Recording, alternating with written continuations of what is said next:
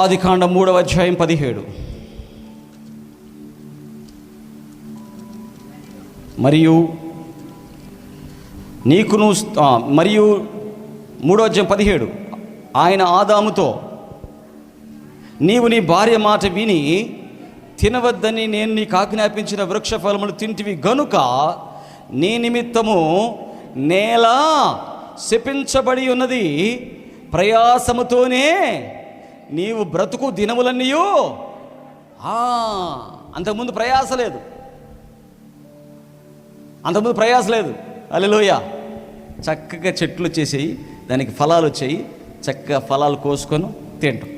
ఇప్పుడు ఏంటంట, నేల ఏమైపోయిందంట, శపించబడింది. It is cursed. శాపం ఏంటంట, శాపం ఏం చేస్తుంది, ముళ్ళ పొదలు. ఏమొస్తుంది శాపం, ఏమిచ్చింది, గచ్చ పొదలు, ముళ్ళ చెట్లు, అవన్నీ మొలిపిస్తుంది. ఇప్పుడు ఏం చేయాలి, ఏ మనిషి అయినా కూడా, మా ఆయన కంప్యూటర్ ఇంజనీర్ అండి, ఒకరోజు వచ్చింది కంప్యూటర్లో ఏం పని చేయవు, దేవునికి స్తోత్రం, సేద్యం చేసుకొని నేర్చుకోవాలి, హల్లెలూయా.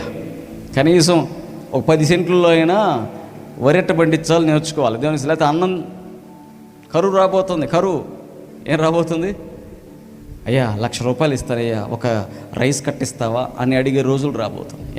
ఎంత ఇస్తావు? డబ్బుకు విలువ లేని రోజులు వస్తాయి. దేనికి విలువ, బియ్యానికి విలువ, హల్లెలూయా. అంటే బట్టలు లేకపోయినా, లేకపోతే ఇల్లు లేకపోయినా బతకచ్చు, తిండి లేకపోతే బతకగలరు ఎవరన్నా? తిండి లేకపోతే ఎవరు బతకలేరు. అందుకని చాలామంది సామెతలు ఏం చెప్తారు, కోటి విద్యలు దేనికోసం అంట, కూటి కోసమే. కోటి విద్యలు నేర్చుకున్నా దేనికోసమే, కూటి కోసం. అందుకని అన్నం పక్కన పడుతుంది, ప్లేట్ పక్కన పడుతుంది, రే కింద పడకుండా తిను అనేవాళ్ళు ఒకప్పటి రోజుల్లో. ఇప్పుడు ఏమంటారు తెలుసా, ఫ్యాషన్ ఎక్కువైంది కదా, కింద పడింది తినగాక, ముట్టుకోగాక, తీసి అవతల పడి. ఎక్కువైందా? ఎక్కువైతే పడేసేయి. ఇప్పుడు ఒకప్పుడు అన్నం ప్లేట్లో పెట్టుకుంటే ఒక్క మెతుకు కూడా దాంట్లో నుంచి వ్యర్థముగా వదిలిపెట్టద్దు అనేవాళ్ళు. ఎందుకంటే అప్పటి రోజుల్లో ఎక్కువ రైతులు ఎక్కువ కదా, వాళ్ళకి కష్టం విలువ తెలుసు. ఒక నేలను దున్నాలి, ఆ దున్ని ఎంత ప్రయాసం ఉంటుంది. ఆకాశం నుంచి వర్షం కోసం వెయిట్ చేసి, ఆ వర్షం పడితే నేలంతా కూడా తడిస్తే, దాంట్లో విత్తనాలు వేస్తే అవి పంట అయ్యి, అవి చేతికొస్తే ఆ వెన్నులు లోపల నుంచి అవి ఎంత తూర్పారబట్టి అవన్నీ కూడా తీసుకొచ్చుకొని మిల్లో, లేకపోతే అప్పట్లో హ్యాండ్ మిల్స్ ఉండేవి, హ్యాండ్ మిల్స్లో అవి రుబ్బుకొని బియ్యం అయితే ఎంతసేపు అంట, నువ్వు ఒక్క ముద్ద అన్నం తినాలంటే 6 నెలలు కష్టపడాలి. హల్లెలూయా.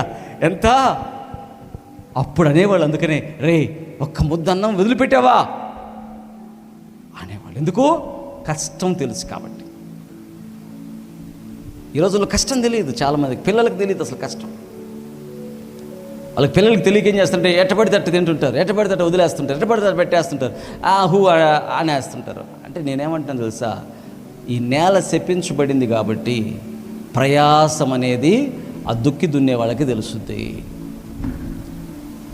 కానీ యేసయ్య ఏం చేశాడంటే, దేవుని బిడ్డలారా, నువ్వు నిజంగా యేసయ్యని ఆధారపడితే, యేసయ్య మీద ఆధారపడితే, హల్లెలూయా, ఆయన ఎంత గొప్ప కార్యం అంటే, జీవం ఇవ్వడం ఒకటి, సమాధానం ఇవ్వడం ఒకటి, నమ్మకత్వం నీలో పెట్టడం ఒకటైతే, ఈ 4వ విషయం ఏంటో తెలుసా, నీవు ఆయన యందు విశ్వాసం ఉంచి నిలబడితే నువ్వు చేయునదంతయు సఫలమవుతుందంట. హల్లెలూయా. ఏమవుద్దంట, నీవు అంత కష్టపడకుండానే నువ్వు ఏ నేలనైతే దున్నుతుంటావో ఆ నేల నీకు సహకరించింది. ఆ శాపం ఉండదు ఆ నేలలో. హల్లెలూయా. ఆ నేలలో ఏముండదు. ఎవరైనా నమ్ముతారు ఈ మాట? ఏంటిది, అన్నయ్య భూమి చెప్పించబడింది అన్నాడు ఆదాము అవ్వల వల్ల. యేసునందు విశ్వాసం ఉంచితే నీ నేల శాపం ఉండదు. నీ నేలలో అంటే ఏముండవు, అక్కడ నీకు మంచి ఫలములు వస్తాయి. నువ్వు ప్రయాసపడకుండానే నీ నేల నీకు మంచి ఫలములు ఇస్తుంది. హల్లెలూయా. యాకోబు లాబాను ఇంట్లో ఉన్నాడు. ఏ ఇంట్లో? యాకోబు, అయ్యా నేను ఉండలేనయ్యా, నేను వెళ్ళిపోతానంటే లాబాను అంటున్నాడు, ఇదిగో ఇతను ఉండటం వల్ల నా పాడి, నా పంట, నాకు అంత భూమి అంత దీవెనలు ఉన్నాయి, ఇతను నేను పోనిస్తే మళ్ళీ నాకు దీవెనలు పోతాయని లాభాన్ని అంటాడు. మామే లాభాన్ని అంటాడు, నువ్వు వెళ్ళొద్దు, నువ్వు ఉండు అంటాడు. ఎందుకంట ఒక మనిషి ఉండటం వల్ల దీవెన, ఒక మనిషి లేకపోతే దీవెన లేదా అంటే అర్థం ఏంది? యేసునందు విశ్వాసం ఉంచినవాడు అడుగు పెడితే ఆ నేల శాపం ఉండదు. ఆ నేలలో హల్లెలూయా, హల్లెలూయా. అంటే యేసు ప్రభు నమ్మినటువంటి నీవు ఎక్కడ అడుగు పెడితే అక్కడేముంటుంది? ఆశీర్వాదము. యేసుప్రభు నమ్ముకోండి. మాకు యేసుప్రభు నమ్ముకుంటే యేసుప్రభు ఓరు నమ్ముకోమంటావు, ఆడికి అది 4 రూపాయలు వస్తాయి ఊరిక ఓరిని యేసుప్రభు నమ్ముకో, యేసుప్రభు నమ్ముకో అంటావేంటి? ఈ స్థలం మాకు అమ్మేశారు, దేవుని స్తోత్రం. 3 సార్లు బోరు పెడితే నీళ్లు పడలా వాళ్ళకి. ఈ బీడు భూమి మనకెందుకులే, మెట్ట నీళ్లు పట్టలేదు, ఇక నీళ్లు మనం యాడ్ నుంచి అని మనకు అమ్మేశారు. దేవుని స్తోత్రం చెప్పండి, మనకు అమ్మేశారు. హల్లెలూయా. మేమేం చేసాం? అడుగు పెట్టాం. దేవునికి స్తోత్రం, హల్లెలూయా. అడుగు పెట్టి యేసు నామములో అని ప్రేయరాలు తీసుకెళ్ళి బోర్ పాయింట్లు ఆడ వేసి ఆడ బోర్ పాయింట్ పెట్టి ఆడ వేయండి అన్న. అతను అంటాడు టెంకాయ లేదా అంటాడు. టెంకాయ లేదు, వంకాయ లేదు, టెంకాయ లేదు, ఏం లేదు, తీసేయి. యేసయ్యా, హల్లెలూయా. ఎవరు చెప్పండి, ఎవరు? టెంకాయ అంటే టనాలంట. ఏం అవసరంలా యేసయ్య నమ్ముకున్న వాళ్ళకి. కొంతమంది ఇప్పటికీ యేసయ్య నమ్ముకుని కూడా పంచాంగం చూడు, తిథి చూడు, నక్షత్రం చూడు, మంచి రోజు ఏమో చూడు. పిచ్చోడా, యేసయ్య నమ్ముకున్నావు, నీకు అవన్నీ అవసరంలా. ఎందుకు? అవన్నీ శాపగ్రస్తులకు అయ్యి. మనకేంటి? యేసయ్య నమ్ముకున్నాం కాబట్టి మనకు ప్రతిరోజు మంచిదే. మనం అడుగు పెట్టిన స్థలము మంచిదే, మనం ఎక్కడికి వెళ్తే అక్కడ మంచిదే. ఒకవేళ అంతకుముందు వేరే వాళ్ళకి శాపమై ఉండొచ్చు, మనం అడుగు పెట్టామా చెప్పండి మంచిదే. హల్లెలూయా. ఎందుకు? మనం ఎవరి నామంలో అడుగు పెట్టాం? యేసయ్య. బోర్ పాయింట్ వేయంగానే 40 అడుగుల్లో నీళ్లు జుప్పని చూపింది. 40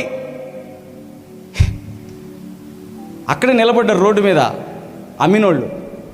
ఒక 20 మంది అక్కడ నిలబడ్డారు.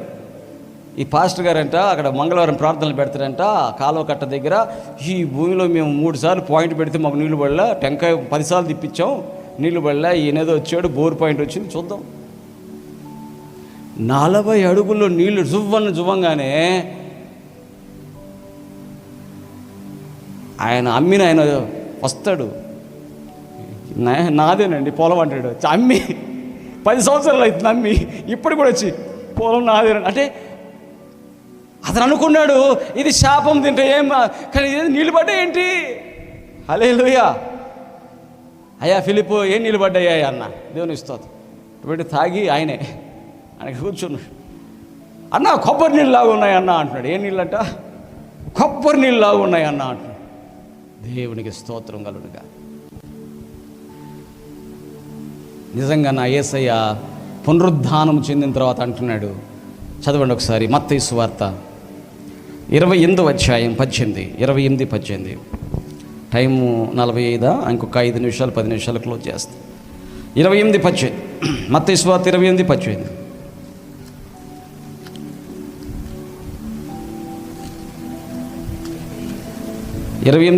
చదవమ్మా. అయితే యేసు వారి యొద్దకు వచ్చి, పరలోకమందును భూమి మీదను నాకు సర్వాధికారము ఇయ్యబడినది. హల్లెలూయా. ఆదాముకి ఏమి ఇయ్యబడింది? శాపం ఇయ్యబడింది. యేసయ్యకి ఏమి ఇయ్యబడింది? సర్వాధికారము ఇయ్యబడింది. ఆదాము సంతతి భూమి మీద ఉన్న ప్రజలందరూ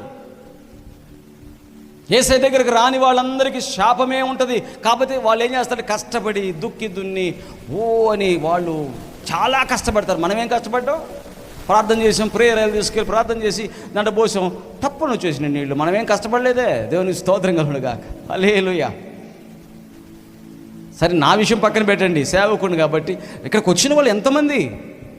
కొన్ని వందల మంది ప్రేయర్లు తీసుకెళ్తున్నారు, వాళ్ళ పొలాల్లో పోస్తున్నారు, నీళ్లు జువ్వని జువ్వుతున్నాయి. హల్లెలూయా. యేసయ్య ఏమన్నాడు?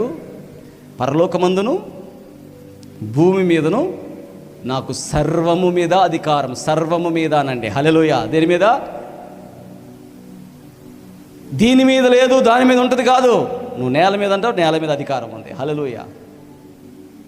నువ్వు ఏ విభాగం తీసుకో, ఆ విభాగం మీద దేవుడికి ఏంది? అధికారము ఉన్నది. హల్లెలూయా. నువ్వు ఆయన మీద విశ్వాసం ఉంచావు, ఆయన దగ్గర నిలబడ్డావు, ఆయనతో ఉన్నావు, ఖచ్చితంగా ఆయన అధికారము నీకు అనుగ్రహించాడు. దేవునికి స్తోత్రం. ఒక శాపం నీ మీద ఏలదు.